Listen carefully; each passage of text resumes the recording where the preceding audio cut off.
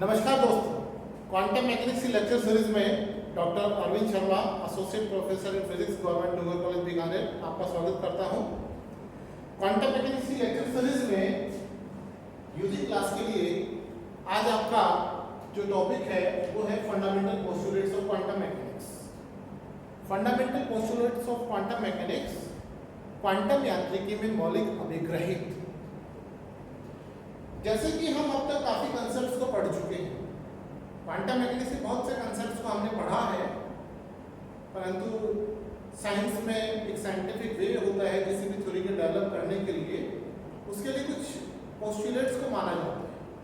उसी प्रकार से मौलिक अभिग्रहित फंडामेंटल पोस्टुलेट्स क्वांटम मैकेनिक्स में माने गए और उनको मानते हुए उनके जो परिणाम हैं वो प्रायोगिक रूप से जो परिणाम होते हैं उनके द्वारा उनको सिद्ध किया जाता है, जिनसे उनको सुदृढ़ता मिलती है। यहां हम जो भी फंडामेंटल पोस्टुलेट्स है क्वांटम मैकेनिक्स के, उनके बारे में अध्ययन करेंगे।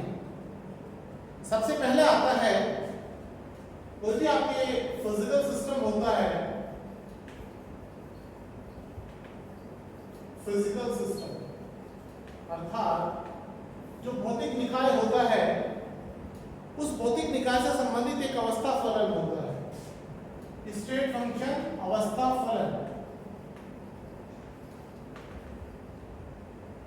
अवस्था फलन जो होता है तरंग फलन होता है, अर्थात जो भौतिक निकाय की अवस्था होती है उस अवस्था से संबंधित जो भी संपूर्ण जानकारी है वो इस अवस्था फलन में निहित होती है और इसके द्वारा उस जानकारी की बारे में पूर्ण रूप से बताया जाता है। जैसे कि हमने पहले पढ़ा कि जो अवस्था फलन होता है उसके कुछ गुण होते हैं, हम आगे फिर इसको पढ़ेंगे।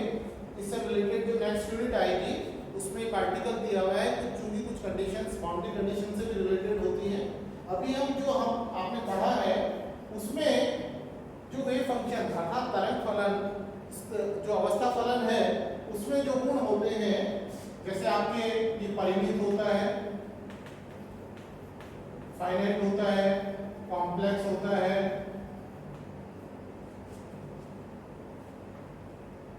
स्क्वायर इंटीग्रेबल होता है, स्क्वायर इंटीग्रेबल,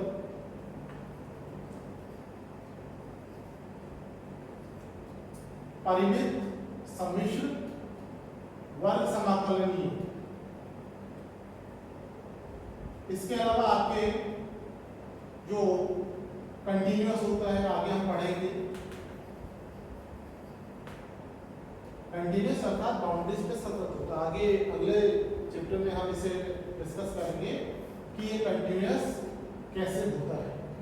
तो इस तरह से जो प्रॉपर्टीज हैं, इसके अलावा सिंगल वैल्यू एक मान, जो प्रोबेबिलिटी से कंडीशंस इसमें आती है, फाइनाइट, परिमित होना और एक मानी होना, ये कंडीशंस जो है इसमें प्रायिकता के इंटरप्रिटेशन के कांड से आती है। और इसके अलावा हमने क्या देखा था कि जो प्रायिकता होती है वो इसके मापांक के स्क्वायर के प्रोपोर्शनल होती है। प्रायिकता जो होती है इसका जो मॉडुलस होता है इसके स्क्वायर के प्रोपोर्शनल होती है। ये पहला फंडामेंटल पोस्टुलेट है जिसमें वेव फंक्शन से संबंधित जो भी कंसेप्ट्स हैं या जो मौलिक अभिग्रहित हैं उनको समझाया गया है। दूसरा जो मौलिक अभिग्रहित है वो सुपरपोजिशन प्रिंसिपल से संबंधित है, सुपरपोजिशन ऑफ वेव फंक्शन।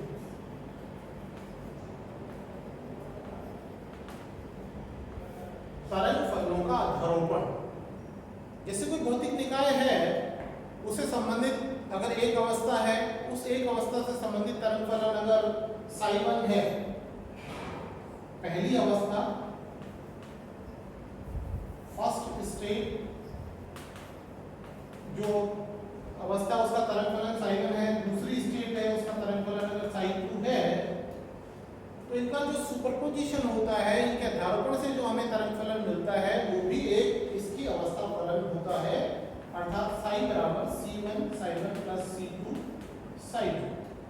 अर्थात अगर आपके पास में भिन्न भिन्न अवस्थाएं हैं और उस अवस्थाओं से संबंधित भिन्न भिन्न तरंग फलन है, तो उनका जो सुपरपोजिशन होता है, अध्यारोपण होता है, उससे जो आपको तरंग फलन मिलता है वो तरंग फलन भी एक अवस्था फलन होता है, उस अवस्था से संबंधित अर्थात उस भौतिक निकाय से संबंधित होता है। ये दूसरा आपके फंडामेंटल पोस्टुलेट है। इसके पश्चात आपके जो तीसरा पोस्टुलेट है वो आता है संकारक से रिलेटेड ऑपरेटर। जैसा कि आप जानते हैं कि जो भी गतिकीय चर होता है, जो भी डायनेमिकल, फिजिकल वेरिएबल, जो भी गतिकीय चर होता है उससे संबंधित क्या होता है? एक संकारक होता है। ये तो गतिकीय चर हो गया और इससे संबंधित हो गया संकारक। और ये संकारक कैसा होता है? ये संकारक होता है लीनियर ऑपरेटर, रेखीय संकारक। और जैसा कि हमने पढ़ा, प्रत्येक रेखीय संकारक क्या होता है? हर्मिटी संकारक। प्रत्येक हर्मिटी संकारक होता है।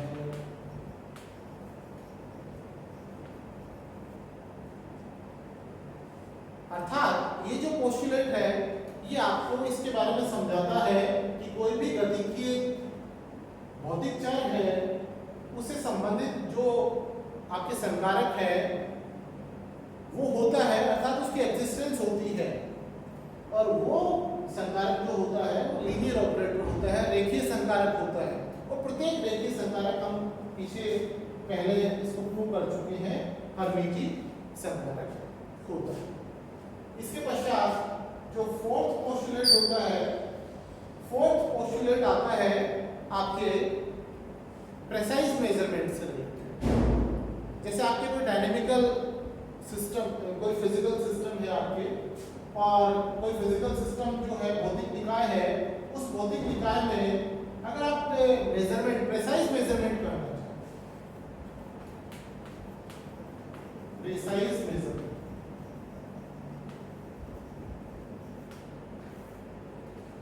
अर्थात हमारे पास जो भौतिक निकाय है उसमें कोई डायनेमिकल वेरिएबल ए है, ए से संबंधित क्या है? ऑपरेटर ए है।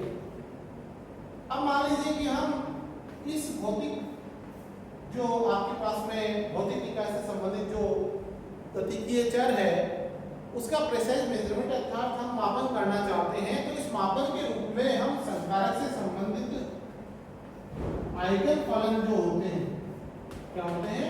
आइगन मान, आइगन वैल्यू। सिर्फ हम आइगन वैल्यूज का ही, आइगन मान का ही प्रेसाइज मेजरमेंट अर्थात परिशुद्ध मापन कर सकते हैं। अर्थात इससे संबंधित किसी दूसरी राशि का परिशुद्ध मापन संभव नहीं होता है। तो इसे फिर ध्यान से देखें, आपके पास में कोई भी भौतिक निकाय है, उस भौतिक निकाय से संबंधित कोई डायनेमिकल फिजिकल वेरिएबल, गतिकीय भौतिक चर राशि अगर है, तो प्रत्येक भौतिक गतिकीय चर राशि जो है उससे संबंधित संकारक होता है। और उस संकारक से संबंधित अगर हमें को कोई प्रिसाइज मेजरमेंट अर्थात परिशुद्ध मापन करना है, तो उस परिशुद्ध मापन में आइगन मान जो होता है उसका परिशुद्ध मापन संभव है। अन्य राशि या अन्य चीजों का हम परिशुद्ध मापन नहीं कर सकते। इस प्रकार से चार पोस्टुलेट हम अभी तक देख चुके हैं। इन चार के बाद में पांचवा पोस्टुलेट है वो एक्सपेक्टेशन वैल्यू से रिलेटेड है, प्रत्याशा मान, औसत मान और एवरेज वैल्यू और एक्सपेक्टेशन वैल्यू। क्वांटम मैकेनिक्स में एक्सपेक्टेशन वैल्यू अर्थात एक्सपेक्टेशन वैल्यू, प्रत्याशा मान, एक बहुत महत्वपूर्ण कंसेप्ट है जो वेटेड एवरेज से संबंधित होता है। जो आपके वेटेड एवरेज होता है उससे कोरिलेशन होता है, जो मैं पहले जब मैंने आपको इसको समझाया था तब मैं इसे एक्सप्लेन कर चुका हूँ। तो आप उस वीडियो को देख सकते हैं। एक्सपेक्टेशन वैल्यू से रिलेटेड जो वीडियो है उसको आप देख सकते हैं। अब आपके पास में कोई भी भौतिक निकाय है, कोई फिजिकल सिस्टम है, उस फिजिकल सिस्टम में डायनामिकल वेरिएबल ए है, ए से रिलेटेड ऑपरेटर यदि ए कैप है तो आपके पास में इसकी एक्सपेक्टेशन वैल्यू बराबर होती है integral psi star r t a cap psi r t dV upon integral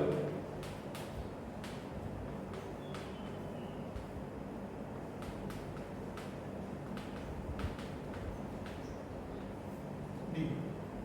यहां हम ये देख सकते हैं, यहां जैसे मैंने पिछले जो वीडियो है उसमें भी आपको बताया था कि जो ऑपरेटर ए कैप क्या है, यहाँ पे ए कैप यहाँ पे इस भौतिक राशि से संबंधित ऑपरेटर है। यहाँ ये भौतिक राशि लेफ्ट हैंड साइड में बाईं तरफ ये क्या है, ये भौतिक राशि है और इस भौतिक राशि का जो गतिकीय जो भौतिक राशि है इससे संबंधित जो ऑपरेटर है, संकारक है, वो यहाँ आता है और ये संकारक साई पे ऑपरेट होता है। इसे बहुत ध्यान से आप देखें, जो मैंने पहले ही बताया था, और ये एक मैथमेटिकल डेफिनेशन इसकी होती है। तो औसत मान हम इस प्रकार से इसका ज्ञात कर सकते हैं। जो सिक्स्थ जो पॉइंट है वो रिलेटेड होता है लीनियर कॉम्बिनेशन और linear superposition of wave functions.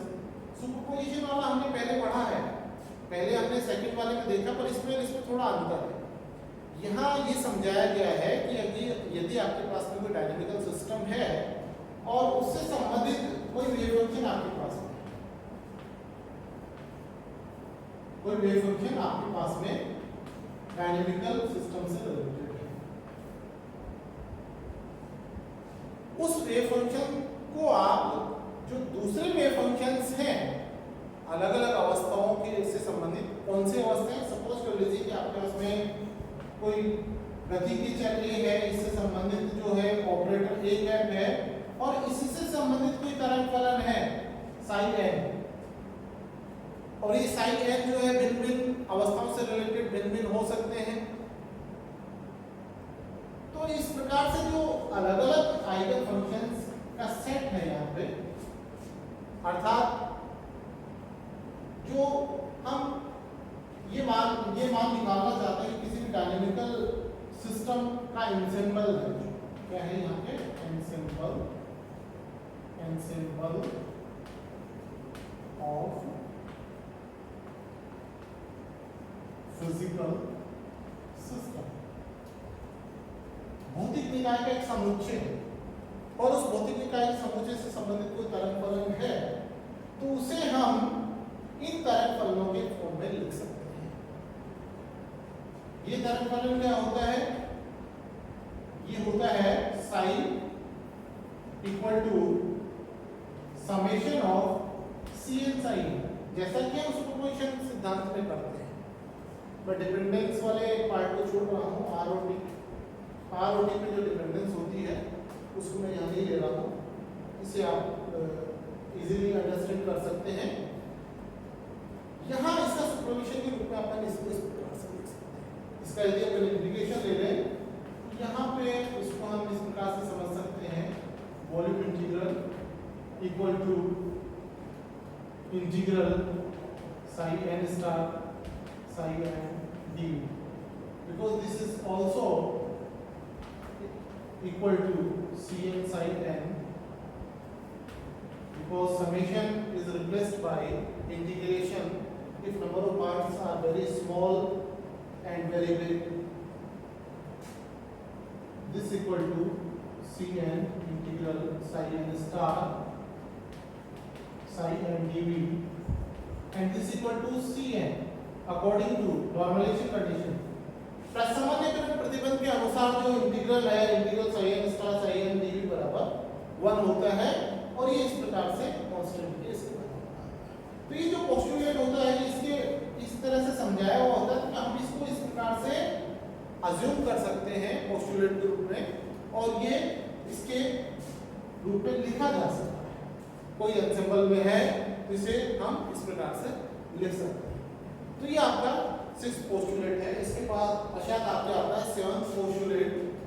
7th जो पोस्टुलेट है वो रिलेटेड होता है कि आपकी जो तरंग फलन होता है उसका समय के अनुसार किस प्रकार से परिवर्तन होता है अर्थात विकास होता है।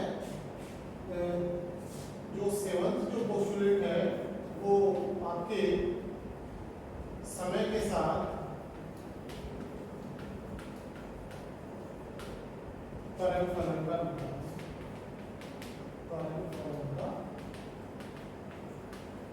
परिवर्तन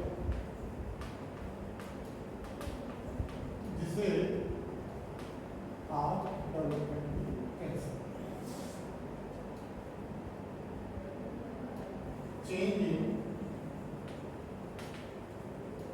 wave function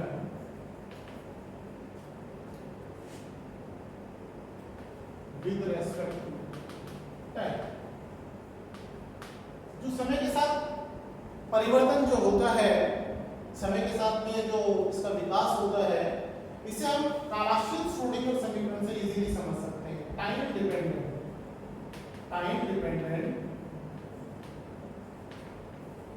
Schrodinger equation. Time dependent Schrodinger equation हम पहले पढ़ चुके हैं। आप श्रोडिंगर इक्वेशन के लेक्चर को देख सकते हैं। यहाँ इसको यदि हम समझना चाहें तो यहाँ जो पोस्टुलेट बताया गया है iota h cross delta psi r t upon delta t equal to h psi r. यहाँ समय के साथ परिवर्तन तरंग फलन का स्टेट फंक्शन का, और ये किस पे निर्भर कर रहा है? Hamiltonian operator. एच यहाँ पे क्या होता है? हैमिल्टनियन ऑपरेटर होता है minus h cross square upon pi से m del two plus V R, जो हम पहले पढ़ चुके हैं। यहाँ पोटेंशियल डिफरेंट पोटेंशियल अर्थात डिफरेंट विभव क्षेत्र में, अलग अलग विभव क्षेत्र में जब कण गति करता है, ये आपके पास में क्लासिकल मैकेनिक्स में जैसे अपने एक एम द्रव्यमान का कण है, जैसे वो ग्रेविटेशनल फोर्स में या कंजर्वेटिव फोर्स में गति कर रहा है, उससे संबंधित अपन ले सकते हैं। अगर इलेक्ट्रोमैग्नेटिक्स की बात करें, विद्युत क्षेत्र और चुंबकीय क्षेत्र, उसमें ये अलग प्रकार से होगा, अर्थात उसका फॉर्म बदल जाएगा। वहां पर चुंबकीय क्षेत्र और विद्युत क्षेत्र की टर्म्स आ जाती हैं, वो इसमें इंक्लूड करनी होती हैं। तो इस प्रकार से हमने देखा कि किस प्रकार से क्वांटम मैकेनिक्स को पोस्टुलेट्स के बारे में, पोस्टुलेट्स के फॉर्म में समझाया गया। किसी भी साइंस को या किसी भी थ्योरी को इस प्रकार से समझाया जाता है। पहले मौलिक जो अभिग्रहित है वो माने जाते हैं, फंडामेंटल पोस्टुलेट्स माने जाते हैं, उनको प्रायोगिक रूप से सिद्ध किया जाता है, उनको आधार मानते हुए उन थ्योरीज को डेवलप किया जाता है। धन्यवाद दोस्तों, क्वांटम मैकेनिक्स की सीरीज में फिर मिलेंगे। धन्यवाद।